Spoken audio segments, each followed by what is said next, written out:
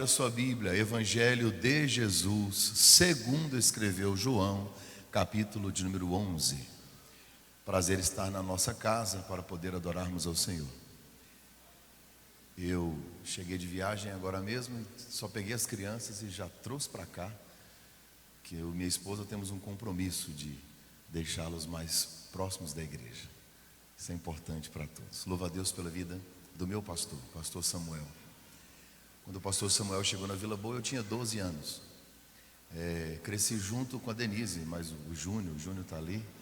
E eu tive o privilégio de ter um pastor, né? O pastor Samuel me aconselhou na minha adolescência. Quando eu fui namorar, ele que puxava a minha orelha. Quando eu fui noivar, eu tive um privilégio interessante, que o meu curso de noivos foi eu, a Susan, pastor Samuel e a pastora Cleoni, só nós 4. 3 meses alimentando dessa fonte. Então foi um privilégio, né? Ele me consagrou ao diaconato, me consagrou ao presbitério, me consagrou ao evangelista, fez meu casamento, fez meu noivado, apresentou meu filho. Uma história, né? Então, se tem alguém aqui que pode puxar a minha orelha, é ele, né, Jarim? É muito bom. Você encontrou o Evangelho segundo escreveu João, capítulo 11, a partir do verso 1. A Bíblia diz assim: estava porém enfermo certo Lázaro de Betânia, aldeia de Marta e de Maria sua irmã. Marta era aquela que tinha ungido o Senhor com unguento e tinha enxugado os seus pés com os seus cabelos, cujo irmão Lázaro estava enfermo. Mandaram depois as suas irmãs dizer: Senhor, eis que está enfermo, o doente, aquele que tu amas. Ouvindo isto, disse: essa enfermidade não é para a morte, mas para a glória de Deus, para que o Filho de Deus seja glorificado através dela. Ora, Jesus amava Marta, Jesus amava Maria, Jesus amava Lázaro. Ouvindo, pois, Jesus que Lázaro estava enfermo, ficou ainda 2 dias no lugar aonde estava. Depois disso, Jesus disse aos discípulos: vamos outra vez para a Judeia. No mesmo capítulo, vamos para o verso 21, o texto é longo. Jesus disse que é para a Judeia e foi. Disse, pois, Marta a Jesus: Senhor, se o Senhor estivesse aqui, meu irmão não teria morrido. Mas agora também sei que tudo quanto pedirdes a Deus, Deus te concederá. Disse-lhe Jesus: o seu irmão, ele vai ressuscitar. Disse-lhe Marta: eu sei que ele vai ressuscitar, ou há de ressuscitar, na ressurreição do último dia. Disse-lhe Jesus. O que é que Jesus disse? Você pode repetir comigo o que ele disse? Eu sou.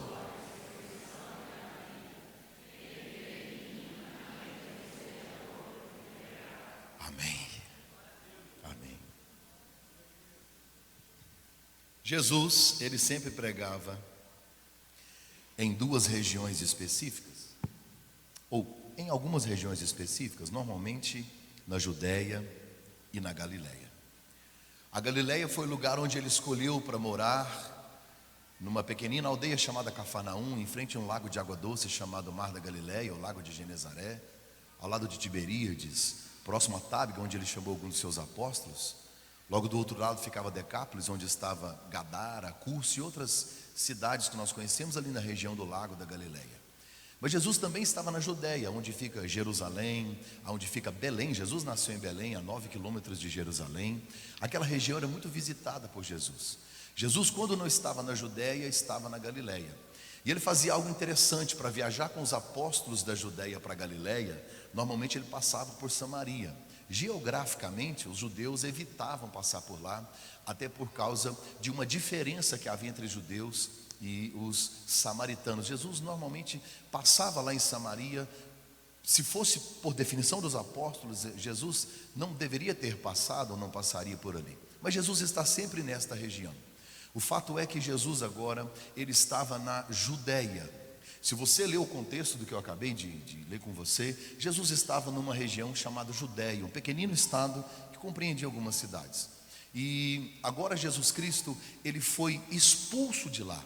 Os líderes religiosos convenceram a multidão de apedrejar Jesus. Aí eu fico pensando, gente, por que querem apedrejar um homem bom?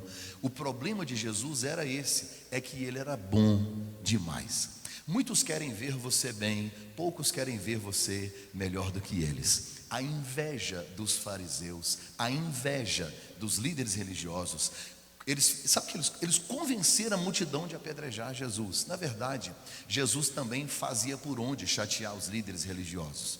Normalmente era dia de sábado, Jesus acordava no sábado, ele perguntava: que dia é hoje? Sábado. Aí ele dizia: gente, eu vou curar todo mundo, é hoje. Não podia, não podia. Eu queria que você imaginasse comigo religiosos ensinando durante séculos. Não é um ano, dois, ou não é a Assembleia de Deus de 100 anos. São séculos ensinando que um homem, especial mestre, jamais falaria com prostitutas. Jesus não só fala com elas, elas tocam em Jesus. E quando Jesus encontra uma prostituta, ele chama filha. Isso deixava os inimigos revoltados. Os leprosos que moravam fora da cidade, Jesus ia se encontrar com eles.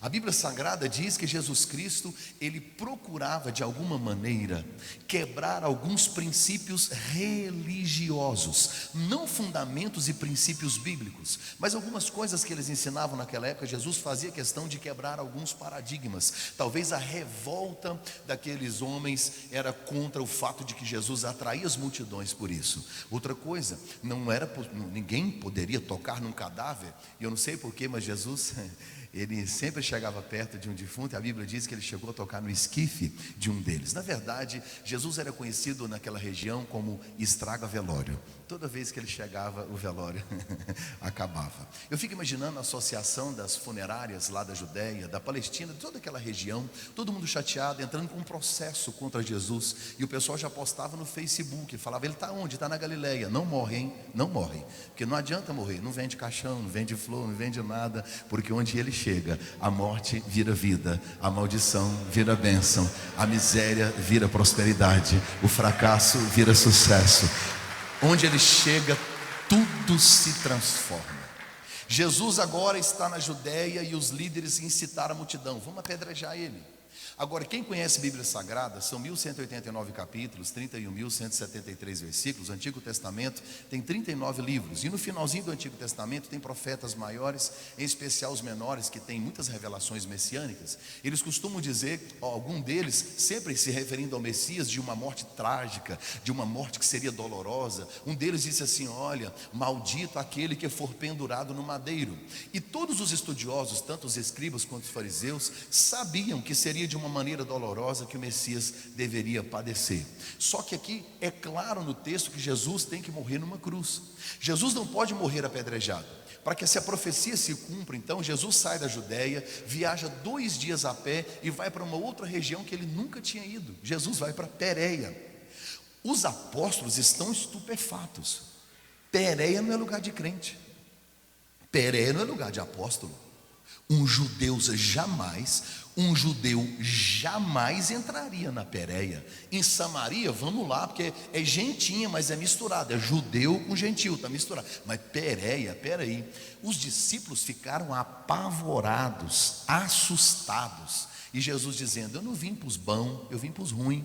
Eu não vim para quem está curado, eu vim para quem está doente. Você sabe por que eu louvo a Jesus? Porque ele vai na Pérea. Foi lá que ele me achou. Foi num lamaçal fedendo porco. Quando eu voltei, ele chegou a fazer até uma festa para mim. Graças a Deus, Jesus vai na Pérea, porque foi de lá que ele me comprou, foi de lá que ele me tirou, foi de lá que ele me remiu, foi de lá que ele me salvou, foi de lá que ele me deu um banho no sangue dele. Graças a Deus que a mão dele foi estendida, e quando eu estava chafurdado no lamaçal do erro, do pecado e do fracasso, ele disse: vem comigo, porque se você precisa, a minha graça te basta. Jesus Cristo vai para Pérea. Fazer o que na Pérea, pastor? Coisa simples, tá? Coisa simples: ressuscitar mortos, curar leprosos, câncer, coisas simples, levantar paralítico, essas coisas que Jesus vem fazendo lá na Pérea. Aí, aqui na Judéia, em Betânia era uma aldeiazinha atrás do Monte das Oliveiras. Para você entender, aqui fica Jerusalém, aí tem um Monte das Oliveiras, onde está o Getsemane, em frente à Porta Dourada de Jerusalém. Atrás do Getsemane, ou atrás do Monte das Oliveiras, se você andar 3 quilômetros a pé, você chega em Betânia. Jesus sempre se hospedava nesta casa, Marta, Maria e Lázaro. Jesus gosta muito deles. Como Jesus ia pelo menos 3 vezes às 3 festas de Jerusalém, Jesus não dormia, não se hospedava em Jerusalém. Ele ficava na casa de Marta, Maria e Lázaro. Lá ele se sente bem, lá tem comida boa, lá tem boa conversa, tem amizade. Só que Jesus, ele não está aqui perto. Ele estava, agora ele foi para Pérea, são 2 dias de viagem. Jesus acaba de sair, Lázaro adoece. As irmãs de Lázaro chamam um mensageiro e diz: olha, vai até Jesus e avisa ele que o melhor amigo dele, Lázaro, que ele ama, está doente. Eram 2 dias de viagem. Quando o mensageiro chega, ele diz: Senhor, Lázaro que o senhor ama está lá, está doente. Marta e Maria mandaram eu vir falar com o senhor. Ouvindo isto, Jesus ficou ainda quantos dias no lugar onde estava? Tem hora que eu acho que Jesus não podia fazer isso com a gente. Senhor, é que eu preciso hoje. Aí ele responde: vou não. Senhor, mas eu preciso agora. Ele fala: segura aí que eu já vou. Você já ouviu aquela história de quem ama tem pressa em socorrer a pessoa amada? Se seu filho te ligar e falar: mãe, pai, socorro, socorro, calmamente você pega o celular e disse: daqui 2 dias eu vou aí. Não é engraçado? Jesus faz isso. 2 dias depois, quantos dias? Quantos dias de viagem gastava?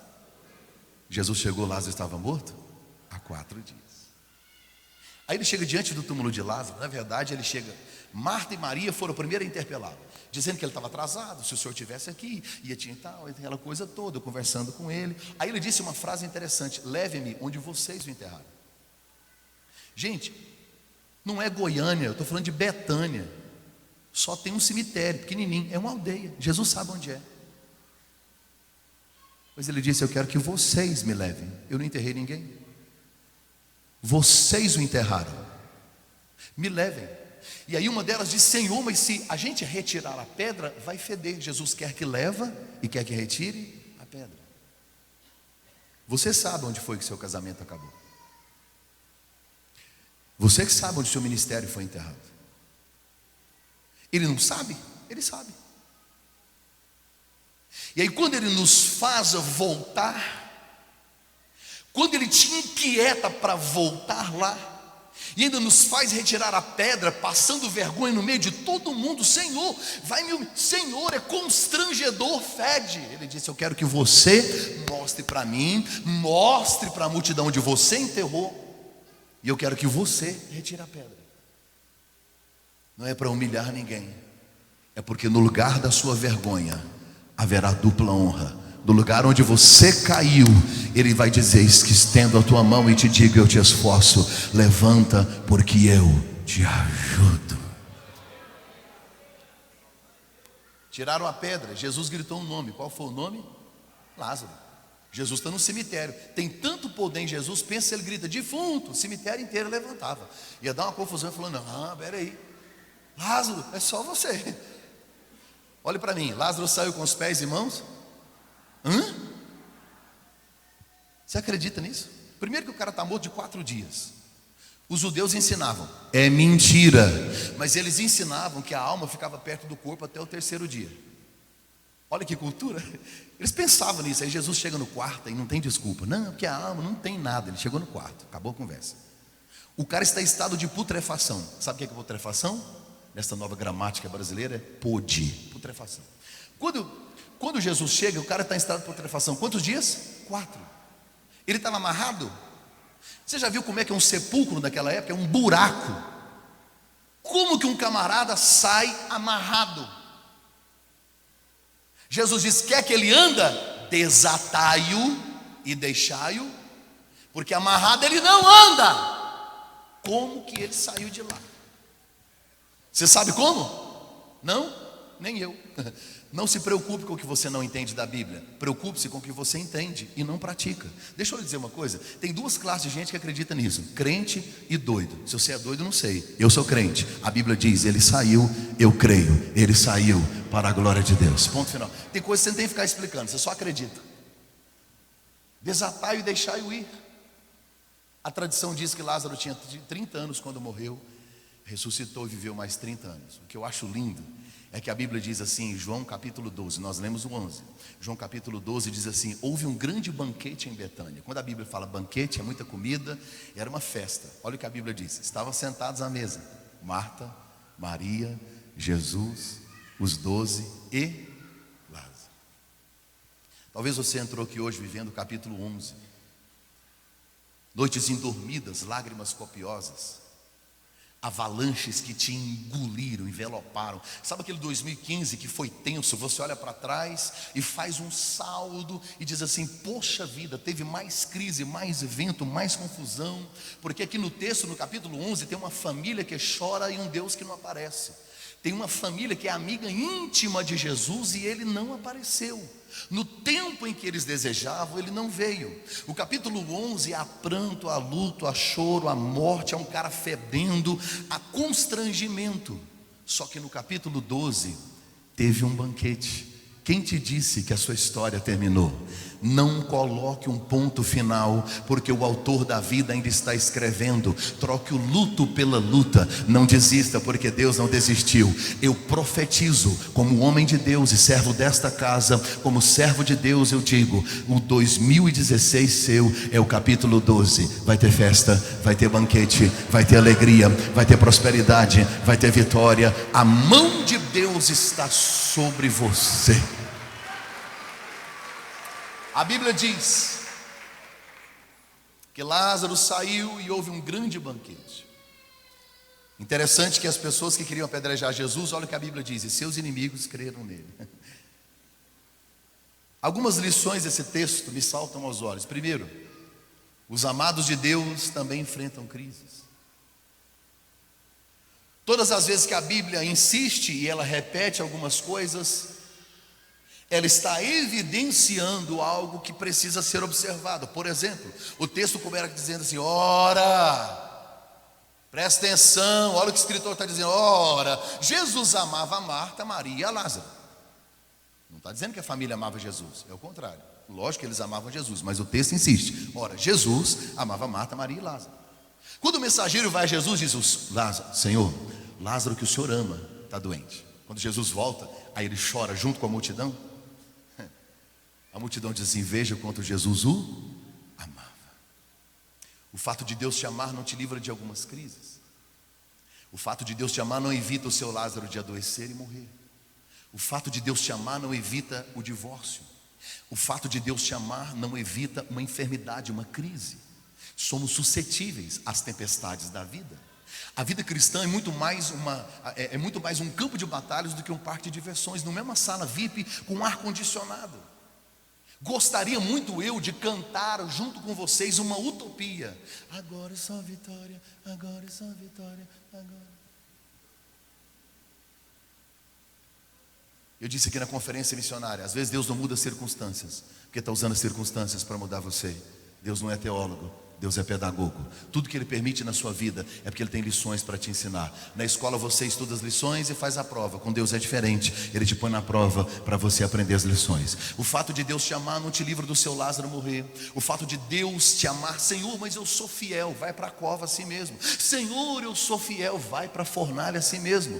O fato de você amar a Deus e você ser amado por Deus, aí está a explicação para muitos dramas da sua vida. Deus prefere te ferir do que te perder. Ele prefere que você seja um vaso bagaçado, moído, mas aqui nas mãos dele, porque ele reconstrói e é o Deus especialista em fazer maldição em bênção. Ele pega a minha tragédia e converte ela em bênção. Eu não sei o que você está vivendo, e talvez você entrou aqui pensando: estou passando um momento difícil de crise. Quem disse que Deus não te ama? O diabo está mentindo para você. Nada que você faz diminui o amor de Deus pela sua vida. Nada que aconteceu diminuiu o amor de Deus pela sua vida. Se Ele te ama e você está vivendo o processo, deixa eu lhe dizer uma coisa: o ímpio, como você, também sofre. Só que quando eles vão para a fornalha, assa, frita, queima, sozinho. Crente, quando entra na fornalha, o quarto homem entra e caminha para lá e para cá. Segundo, o tempo de Deus é diferente do nosso. A Bíblia diz que, ouvindo Jesus que Lázaro estava enfermo, ficou ainda 2 dias. 2 dias. O tempo de Deus é diferente. Algumas pessoas não compreenderam ainda que entre a promessa de Deus e o tempo dela há uma ponte chamada tempo. E é nessa ponte que Deus forja o meu caráter, é nessa ponte que Deus trata com a minha espiritualidade, é nessa ponte que Deus vai me amadurecer. Por que primeiro Ele me fortalece? Porque Ele é Pai. Deus nunca vai te dar uma bênção que você não consegue suportar. Um amigo meu é taxista no Rio de Janeiro. E como eu tenho do Rio de Janeiro, já estou quase puxando o S e virando carioca. Eu cheguei no Rio de Janeiro e esse amigo meu, ele é taxista. Ele é um pastor batista. E aí durante a semana ele dirige táxi. E aí ele foi intimado, que o táxi dele é executivo, blindado. Ele foi intimado a buscar alguém no aeroporto. Quando ele parou, era o pai de santo mais conhecido e mais famoso do Rio. Ele só faz trabalhos para gente grande, gente famosa, para atores, jogadores de futebol. E esse pastor conhece o cara. O cara entrou no carro, e aí o pastor, quando esse satanista lá, sei lá, pai de santo, quando ele entrou, o pastor pegou, pôs a Bíblia em cima do painel. Aí disse assim: comigo disso aqui você não vai falar não. Se for, eu vou descer do carro agora. Falou: não vou falar nada não. Só queria dizer assim, antes da gente sair: Deus te ama. O cara falou assim: me ama não. E não ama você também. Eu tenho dinheiro, você é motorista de táxi. Eu prefiro o meu pai do que o seu pai. Aí ele disse: o seu pai não te dá o que você pede, dá? Fica regrando as coisas, meu pai não. Ele disse: se eu fizer um trabalho, o meu pai das trevas me dá tudo o que eu quero. O pastor disse: seu pai te dá tudo o que você quer, porque ele é um pai irresponsável. O presente que ele te dá é o presente que te mata. Meu pai não, ele me ama tanto que ele só dá o que eu posso, quando posso, do jeito que eu posso e no peso que eu consigo carregar. Ele é Deus. Ele sabe as suas condições, Ele sabe o fardo que você tem condições de carregar, de assimilar e de levar até o fim da sua jornada. O tempo de Deus é diferente do nosso. Isso gera no coração ansiedade, temor, preocupação. Nunca vivemos antes uma geração tão ansiosa, tão temerosa, tão desesperada, com medo do amanhã. Uma geração em estado depressivo, angustiados, com doenças psicossomáticas em casa, preocupando-se com o passado, com a culpa, com a rejeição, com a amargura, olhando para o futuro com ansiedade, medo, temor. E o convite dele continua o mesmo: vinde a mim. Se você está cansado, se você está sobrecarregado, vamos trocar de fardo. Deixa eu levar o seu, leva o meu. Sabe, a gente parece que não consegue ouvir o convite dele. O tempo de Deus é diferente. E aqui, o que eu acho interessante, e eu vou citar algo para você aqui que não tem na Bíblia. Não precisa repetir, que você já entendeu. Só tem na minha, em acrescentares, aqui depois de Heresiastes. Qual era a função do mensageiro? Levar recado e o que mais? Só levar? Gente, ele tem que trazer o recado. A Bíblia não diz que o rapaz voltou. Ok? Tem na Bíblia? Não.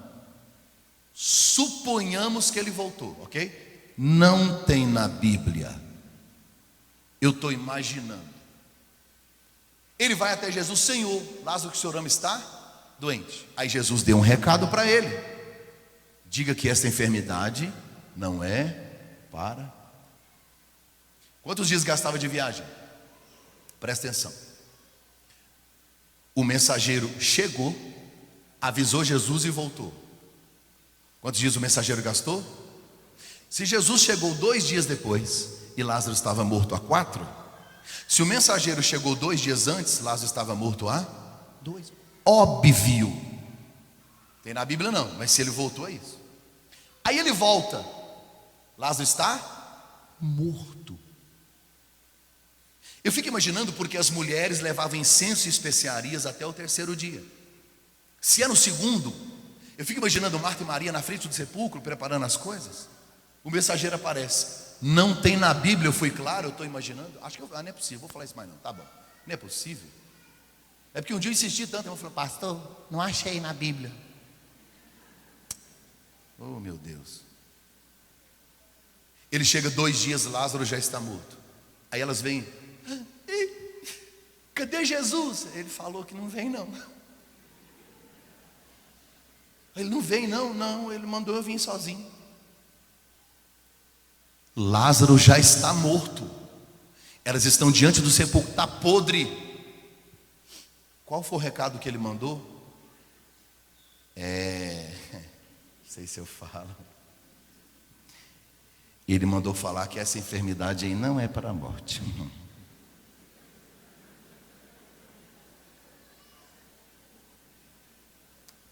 Tem hora que Deus fala umas coisas com a gente, você fica assim, Deus. Você já viu quando tudo conspira contra o que Deus te falou? Eu fui pregar aqui em Bom Jesus de Goiás, pastor Eduardo, Assembleia de Deus, Ministério de Madureira, congregação. Eu fui em congregação de Goiatuba. Eu falei, pastor Eduardo, como é que é aí o tema do culto? Não, fala aí sobre família. Eu terminei de pregar, uma senhora veio à frente. De vez em quando Deus me usa em palavras proféticas. Deus me mostra algumas coisas. Só que eu sou muito covarde, eu tenho medo de falar e ser da carne, tipo assim, empolgação. E eu estou aqui, a irmãzinha está ali. Eu passo para lá e para cá, o Espírito Santo entrega o recado, eu para lá. Aí o Espírito Santo falou assim, se você não falar com ela, eu te mato. Eu falei, querida, eu tenho uma palavra de Deus para você. Vem cá. Deus me mostrou, eu e o seu marido, compartilhando e pregando no mesmo púlpito. Ela caiu de joelhos. Aí Deus me deu mais umas palavras e ela começou a gritar, ela chorava. Pegou um fogo na igreja. Pá! Eu falei, olha Deus me usando aí. Ó. Não, e eu fui embora, empolgadíssimo. Isso foi no domingo. Passou segunda, terça, quarta, quinta, sexta-feira, o pastor Eduardo veio almoçar aqui em Goiânia, ele veio resolver umas coisas, a gente almoçou junto. Falei, rapaz, sabe aquela irmã que você orou com ela, professor? Sei. Rapaz, na segunda-feira o marido dela arrumou as malas e foi embora. Eu falei, pastor, mas tá quente aqui em Goiânia esses dias, viu? Tá muito quente. Eu disfarcei um ano depois, pastor Luiz Almeida, fui pregar lá. Eu pregando e daqui eu estou vendo a irmãzinha de olho. Quando terminou o culto, ela veio, pastor, o senhor lembra de mim? Falei, lembro. Na minha mente estava assim, infelizmente, né, querido? Eu lembro. Ela disse, pastor, aquela profecia foi tão maravilhosa. Segunda-feira meu marido arrumou as malas e foi embora. Aí ela fez um silêncio e disse assim, 6 meses depois, ele apareceu na porta da minha casa, não era 6 da manhã ainda. O sol ainda ia nascer. Bateu na porta, quando eu abri, acordei de madrugada, achei estranho. Ele estava sentado no chão chorando. E ele gritava, me perdoa, ora por mim, me perdoa. Aí ela falou para mim assim, ele, a partir daquele dia, nunca mais bebeu, largou a mulherada, voltou para casa, voltou para estudar, voltou para a igreja. Aí ela falou, tá vendo aquele moço magro de terno? É meu marido. Foi ele que lecionou na escola dominical e o senhor pregou agora à noite. A profecia se cumpriu. Quando Deus fala, Deus cumpre. Deus é fiel. Deus é fiel. Ainda que tudo conspire contra você, as promessas de Deus jamais passará os céus e a terra. Deus não é filho do homem para que minta, nem filho do homem para que se arrependa. Diria ele, não faria. Deus, eu estou no turbilhão, eu não entendo, eu não vejo. Eis que te diz o Senhor, Ele vê, Ele sabe, Ele tem, Ele pode e Ele fará o milagre na sua vida, no tempo dEle e do jeito dEle.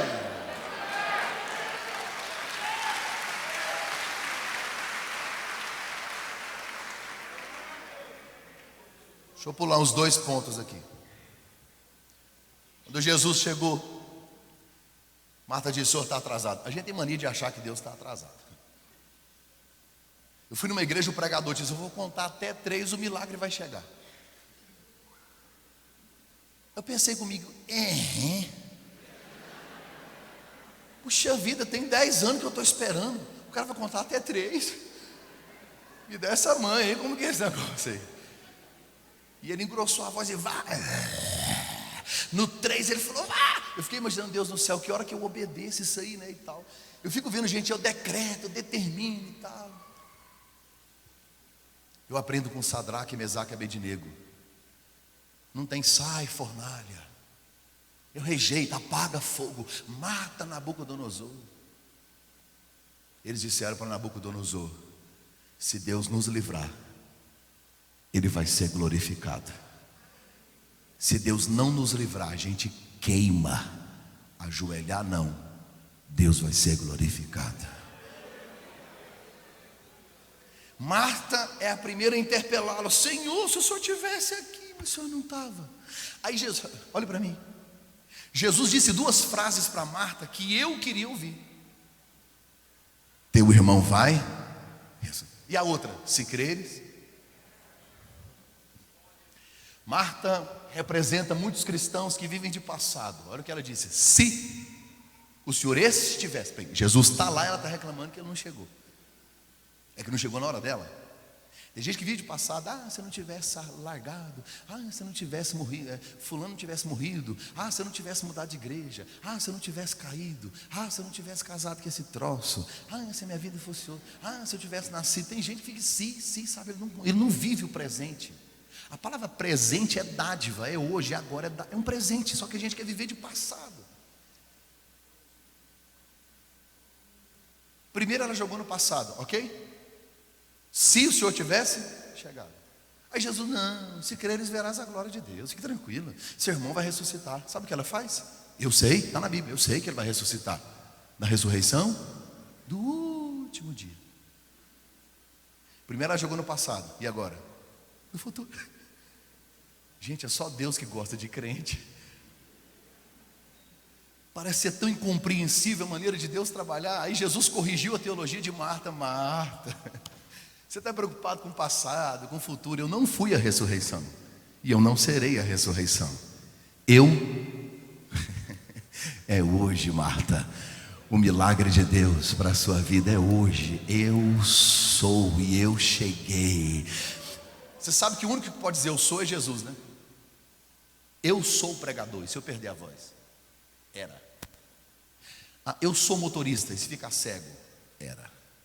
Jesus pode falar eu sou? Pode, porque tudo foi feito por Ele, e nada do que foi feito, ou sem Ele, nada do que foi feito, se fez. Faraó perguntou para Moisés: como é que é o nome do seu Deus? O que Moisés disse? Eu sou. 2 soldados foram prender Jesus. Quem é Jesus? Ele disse: eu sou. Os caras caíram no chão. Há muito poder nessa palavra. Por isso, quando você abre a Bíblia Sagrada, está escrito: eu sou a ressurreição e a vida. Eu sou o Messias. Eu sou o pão da vida. Eu sou a água da vida. Eu sou de cima. Eu sou o eterno. Eu sou o bom mestre. Eu sou o pastor. Eu sou o caminho. Eu sou a verdade. Eu sou a vida. Eu sou a videira verdadeira. Eu sou o alfa. Eu sou o ômega. Eu sou o princípio. Eu sou o fim. Ele está dizendo: eu sou o dono desse negócio. Eu sou o dono da sua vida. Eu sou o dono do seu dinheiro. Eu sou. Descansa o teu coração, porque o eu sou vai dar uma ordem em seu favor hoje. Eu quero terminar a minha breve meditação lhe dizendo mais uma última lição aqui. Deus nunca fará o que você tiver que fazer.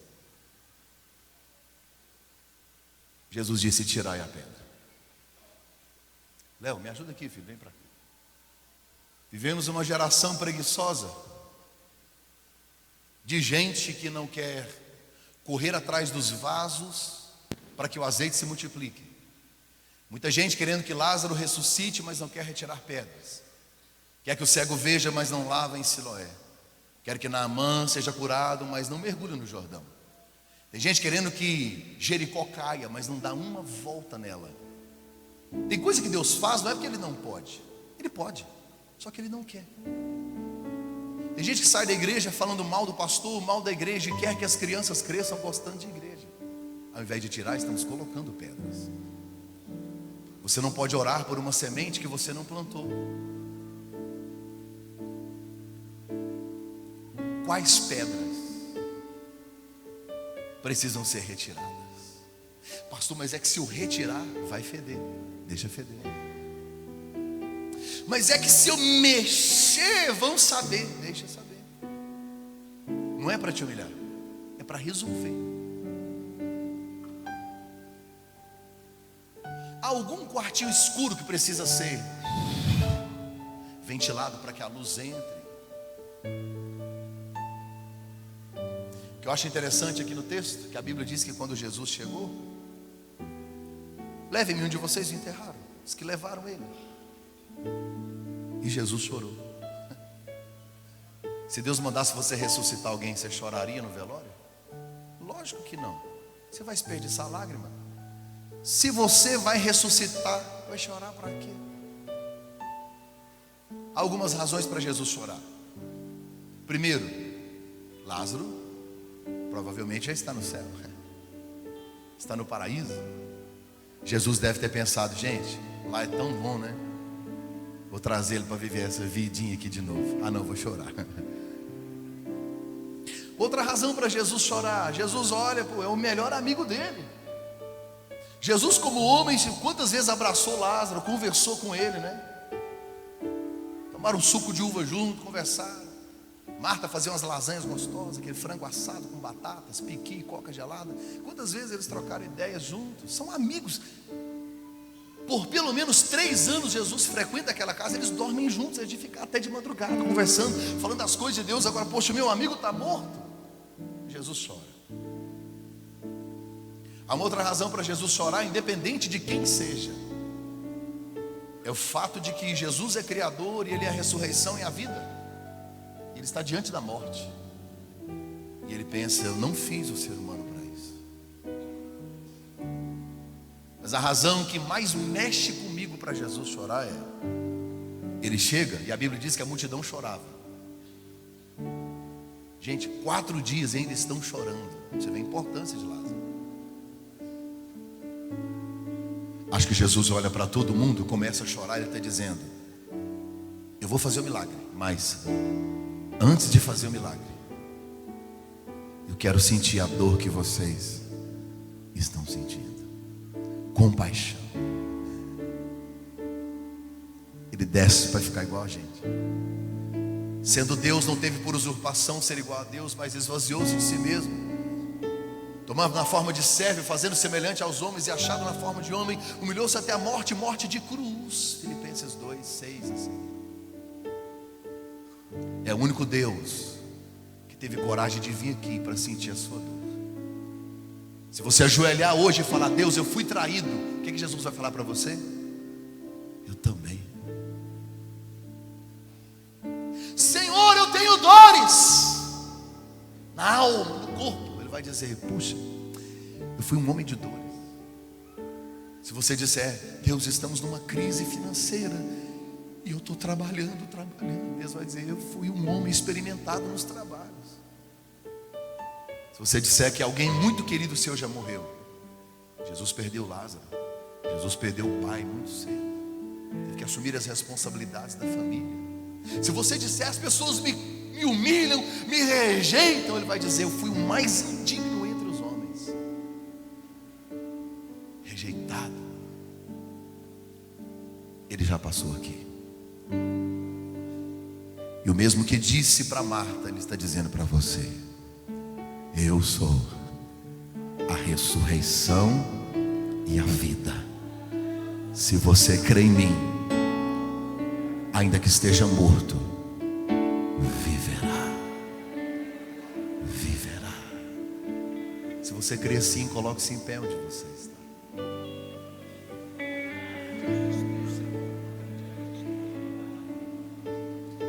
Você que está ouvindo pela Rádio Paz, você que nos assiste pelo site da nossa igreja, seja alcançado pelo Espírito Santo através desta palavra.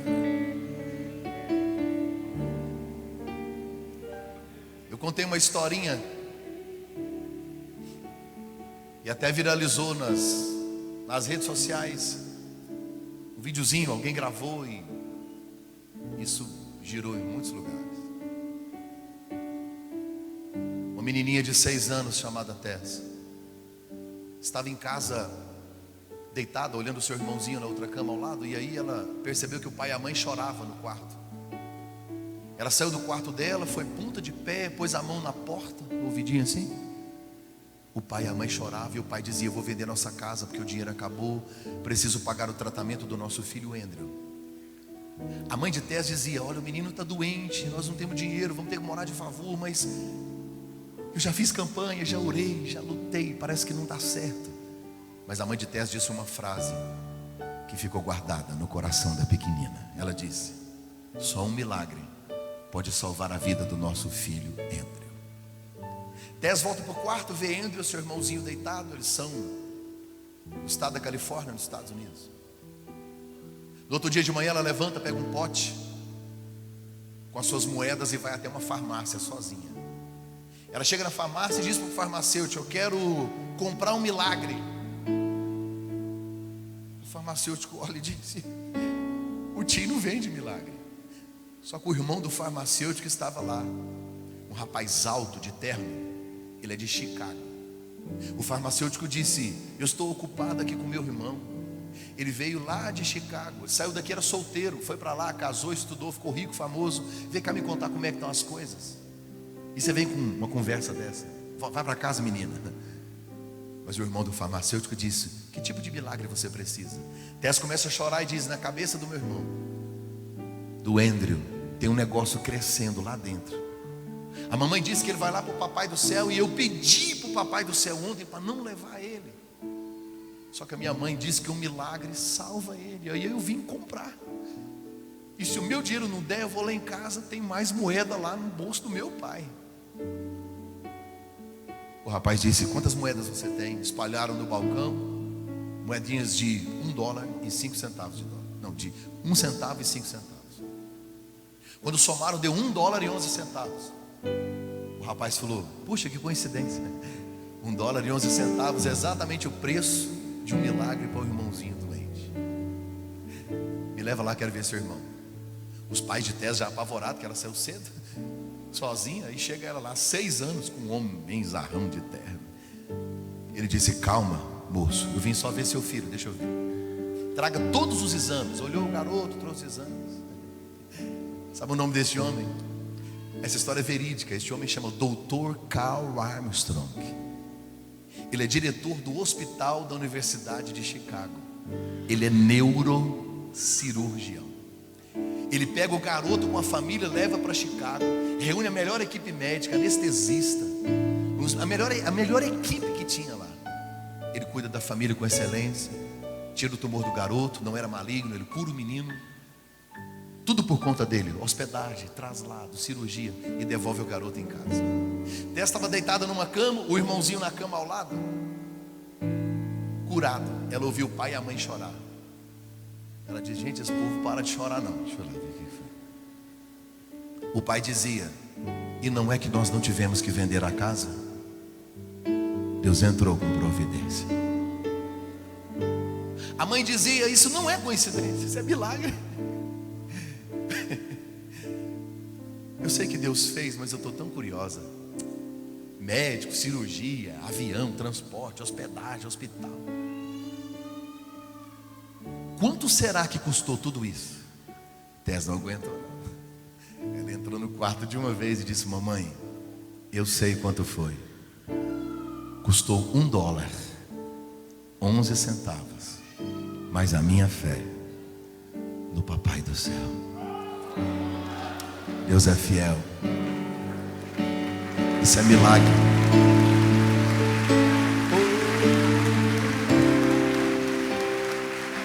Isso também é milagre. Talvez o que você precisa em 2016 é tão grande. Se você pegar tudo que você tem e colocar perto, não dá $1, né? A boa notícia é que nós não temos que pagar. O preço foi pago lá na cruz do Calvário. A ressurreição e a vida é para você. Eu quero fazer 2 convites. Primeiro convite: você que veio à casa de Deus essa noite e deseja que Deus ressuscite algo também, sabe? Está passando um momento difícil.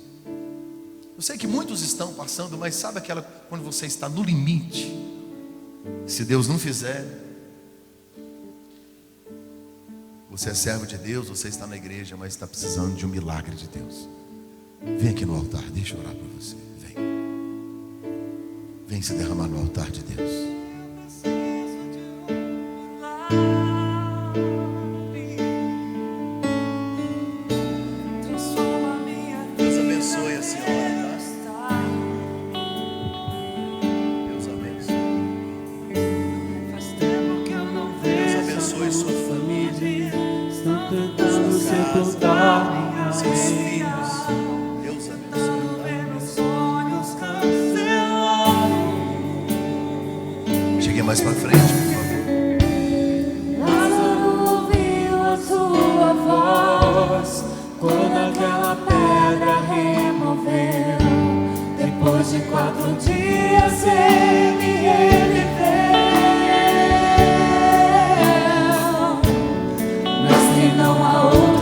possa fazer aquilo que só o teu nome tem todo o poder.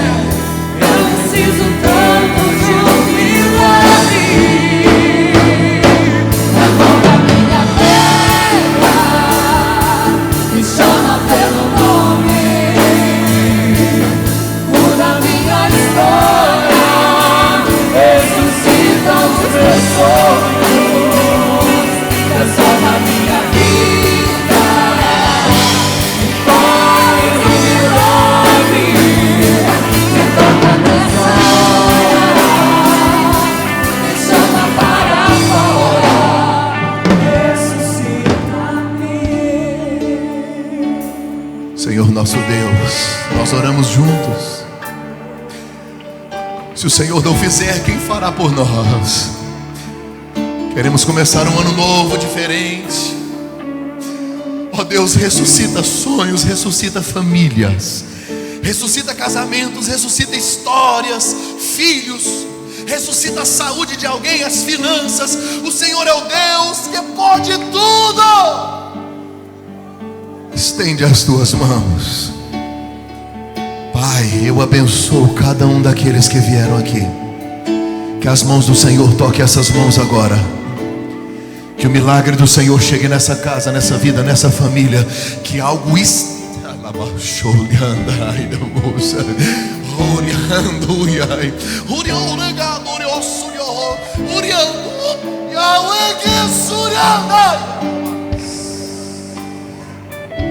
em nome de Jesus. Em nome de Jesus. Amém. Olhem para mim aqui.